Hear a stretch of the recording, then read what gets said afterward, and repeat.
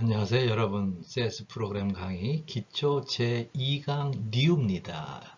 이 New 버전은 A2보다 약간 축약돼서 약간 더 짧습니다. 그래서 여러분들이 조금 더 편하게 수강할 수 있습니다. 우선 컴퓨터 코딩에 대해서 여러분들한테 한번 다시 강조할게요. 영어의 대문자, 소문자는 CSS는 아무런 상관없습니다. 모든 코딩을 대문자로 해도 되고 소문자로 해도 되고요. 대부분 그 프로그램 하는 분들은 소문자로 하더라고요. 근데 이 강의에서는 대문자, 소문자를 일부러 구분해서 여러분들이 구분하게 여러분들이 더 잘 배울 수 있게 대문자는 세스가 정한 문자, 그러니까 이름, 그 다음에 소문자는 우리가 정한 이름, 변수들. 그래서 언제나 제 강의에서 대문자는 여러분들이 바꿀 수 없고 소문자는 바꿀 수 있어요. 얼마든지 여러분들이 좋아하는 단어로 바꾸실 수 있습니다. 그래서 대문자는 전혀 손대면 안 되고요. 바꾸지 말고 해야 됩니다.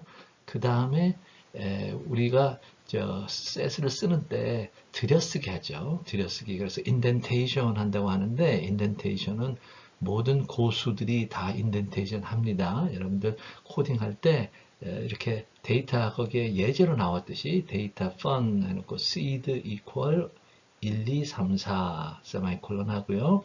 n equal 200. 그래서 seed는 seed에 s가 있는 컬럼은 데이터 거기에 D가 있는 컬럼보다 오른쪽으로 4개 아니면 5개 스페이스가 있습니다. 그래서 오른쪽으로 이렇게 밀어 넣는 거 이거를 인덴테이션이라고 하는데 여러분들이 인덴테이션을 잘 해야 하는 이유가 아무튼 에러가 나는데 아무래도 에러가 나죠. 그래서 에러를 수정하고 할 때 에러 찾기 훨씬 좋습니다.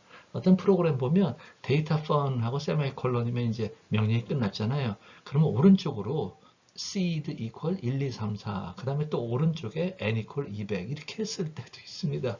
그거는 0 아니죠. 여러분들 그렇게는 절대로 쓰지 마시고, 줄을 바꿔서 seed equal 1, 2, 3, 4, n equal 200 이렇게 쓰고, 오른쪽으로 인덴테이션 하는 거를 꼭 잊지 마시기 바랍니다.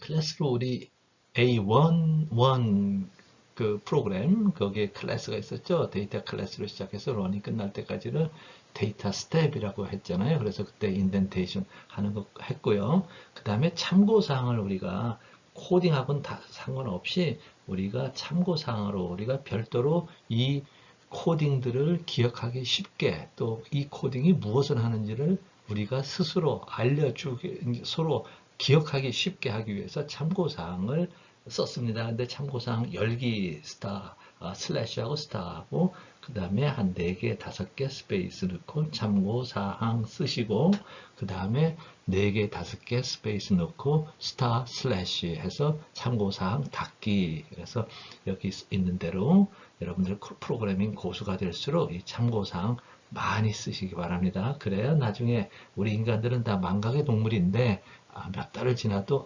이 프로그램 내가 뭐 때문에 썼지 하고서 바로 알 수 있게 그렇게 참고사항은 많이 써주세요.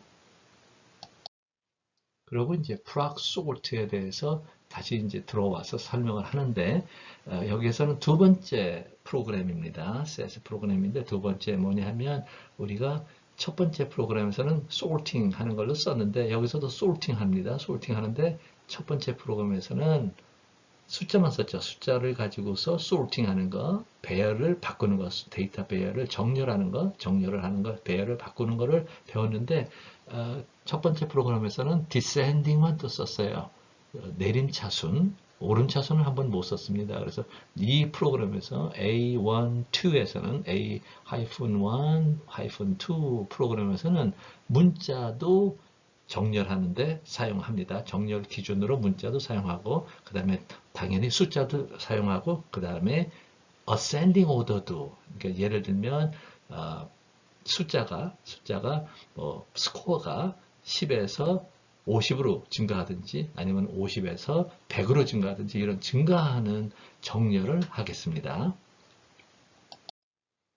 자, 여기 CS 프로그램 A 하이픈 1, 하이픈 2가 있네요. 그래서 여기에 문자도 정렬한다 해가지고 있는데 이거를 어떻게 하느냐? 여러분들 똑같이 코드 화면에 쓰세요. 그래서 여기 보면 코딩한 거 보면 역시 인덴테이션 한 거 잘 보이시죠? 그래서 cards하고 또 거기도 또 인덴테이션 했어요. 그래서 아주 보기 좋고 그리고 에러가 나면 바로 알 수 있게 이렇게 딱 띄워놨습니다. 인덴테이션하고. 그래서 여기서 보면 클래스라는 똑같은 데이터 바구니를 만들어내는 거죠. 그죠? 크리에이트 하는 건데 그 input 해가지고 name하고 달러 사인이 있으니까 name은 문자 데이터, sn은 student number가 되겠죠. sn은 student number를 숫자, 그 다음에 score도 숫자 이렇게 해서 세 개의 데이터가 입력이 되네요. 그래서 cards 하고서 이제 데이터들을 자판으로 이렇게 입력을 했습니다. 키보드로. 그래서 이제 런을 해서 끝났고요. 그리고 여기 보면 93점이 둘 있잖아요. 93점이 둘 있고 그 다음에 이름 있고 학번 있고 스튜던트 넘버 있고 그래서 요거를 어떻게 sorting 하느냐 그 proc sort 하고 있는데 데이터 equal class 그 다음에 by descending 이것도 descending이네요. 뭐에 대해서 score 그러니까 score가 가장 높은 사람이 먼저 오는 거네요. 그 다음에 두 번째 기준은 name에 대한 기준이에요. name이 문자인데 여기 보세요. name을 input 해가지고 거기에 name을 쓸 때는 달러 사인을 썼는데 이제 name이라는 변수를 쓴다. 어디에서? sort에서, proc sort에서 이럴 때는 name 하고서 달러 사인을 쓸 필요가 없다 이거예요. 입력할 때만 달러 사인 이것이 문자 변수다 이렇게 알려주는 거고 실제로 문자 변수를 쓸 때는 그냥 달러 사인 없이 name하고 그 변수 이름만 쓰면 됩니다. 그래서 이렇게 조금 차이가 나요. 그래서 요거는 name하고는 또 descending name 전에 그 descending이라는 오더 어떻게 오더링 하느냐 어떻게 정렬하느냐 오름차순 내림차순 요걸 썼어야 되는 것 같은데 name 앞에 아무것도 없네요. 이러면 이게 사실은 descending이 옵션인데 ascending 하고 쓰면 에러 나옵니다. 이거 name을 이제 ascending으로 A부터 Z까지가 ascending이고 A 값이 제일 낮은 값이고 Z 값이 제일 높은 값이에요. 그래서 이름으로 뭐 알파벳으로죠. A가 들어가면 제일 낮은 값이니까 제일 처음에 나오겠죠. 그죠? Z라는 이름이 있으면 그거는 제일 높은 곳에 있는 거니까 제일 늦게 나오고요. 그죠? 그래서 name에는 아무것도 없어요. 그거는 그 얘기는 뭐냐면 ascending이나 그 ascending을 표기를 안 했으면 그거는 디폴트로 자동으로 디폴트 자동이라고 그러죠. 자동으로 ascending이 되는 겁니다. CSS에서. 그래서 ascending을 일부러 써버리면 에러가 나요. 그래서 요거는 이제 name을 기준으로 해서 ascending으로 하라. score는 descending으로 하고 이런 프로그램이죠. 그래서 결과가 나왔습니다. 보니까 name에 이제 이렇게 이름들이 있고 student number가 있고 그 다음에 score가 있네요. 그래서 score 보니까 가장 높은 score 98점 그 다음에 93점이 두 번째인데 93점이 두 사람이에요. 그래서 보니까 어떻게 돼 있어요? C.yoon 하고 K.lee 이렇게 돼 있어요. 그러면 C가 K보다 숫자가 낮은 숫자잖아. 그죠? 알파벳으로. 그래서 C가 먼저 와야죠. ascending이니까. 어떤 것이 이름은 ascending으로 해라. 두 번째 기준인, 두 번째 정렬 기준인 알파벳의 오름차순으로, 알파벳의 오름차순이니까 C가 먼저 오고 K가 두 번째 옵니다. 그래서 두 번째 네임으로 이제 정렬을 해본 거죠. 그죠? 그래서 한글 이름도 사실은 정렬이 됩니다. 근데 한글이 끊겨요. 그래서 만약에 이기석하고 이제 써서 정렬을 시키면 뭐가 나오냐면 석자가 없어지고 석자 자리에 퀘스천 마크가 나옵니다. 그래서 한글은 아직은 센스가 한글로 되긴 되는데 불편한 점이 많은 것 같아요. 약간 되는데 여러 가지로 불편합니다. 그래서 이제 우리가 센스를 배웠는데 이제 이론으로 아주 쉬운 이론들 몇 가지를 여기서 얘기를 합니다.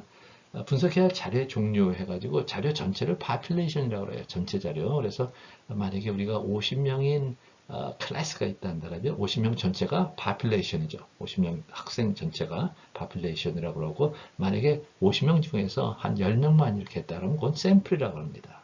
그리고 50명, 그러니까 그 파퓰레이션을 전부를 알면 진리를 아는 거죠. 파퓰레이션 전체를 안다 한다면. 근데 파퓰레이션을 알 수가 거의 99.99% 없죠. 그죠? 하느님만 파퓰레이션을 안다고 우리가 생각을 하는 거예요.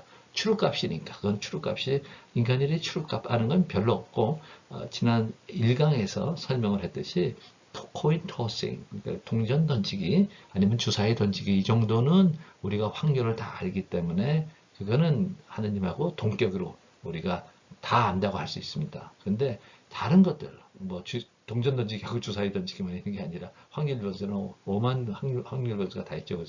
그래서 이게 그 확률 변수는 확률을 모르기 때문에 뭐 아는 것만 우리가 실제로 추론값하고 하느님 값을 아는 거고, 그렇지 않은 것들은 전부 모르기 때문에 뭐를 해요? 샘플을 잡아서 샘플을 가지고서 추정을 하는 거죠.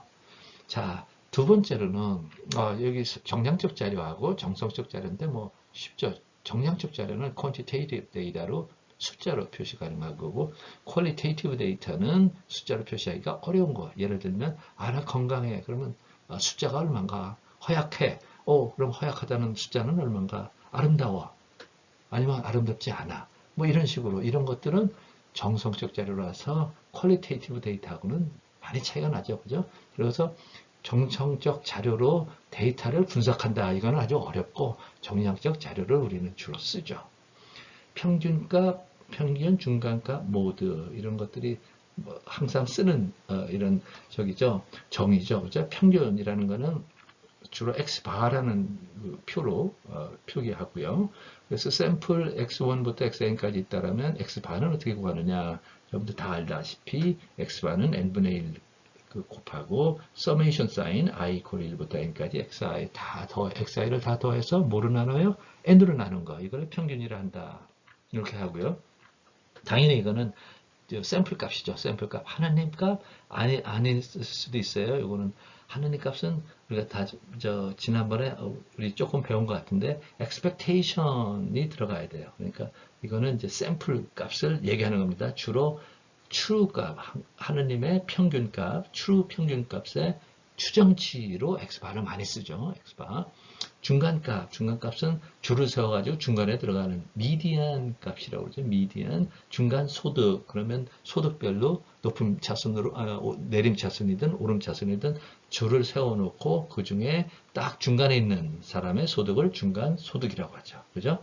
모드는 가장 많이 나오는 값. 그래서 다음에 설명을 하면 이렇게 이제 셀러리가 있는데 셀러리가 3만 불에서 4만 불, 4만 불에서 5만 불, 뭐 이렇게 분리를 해놨어요. 그래서 9만 불에서 10만 불까지 이렇게 쭉 있는데 보면 3만 불에서 4만 불까지 봉급을 받는 사람들이 봉급을 주는 기업들이 몇 개? 10개. 4만 불에서 5만 불 봉급을 주는 기업이 25개. 그래서 보면 7만 불에서 8만 불을 주는 기업들이 120개로 가장 많아요. 그러니까 가장 많이 등장하는 그 값을 모드라고 합니다. 모드. 그래서 위표에서 salary 70,000에서 80,000 주는 기업이 120개로 가장 많다. 그러므로 salary I의 모드 값은 모드는 7만 불하고 8만 불 사이인 평균값인 7만 5천이 된다. 이렇게 여러분들이 알면 됩니다.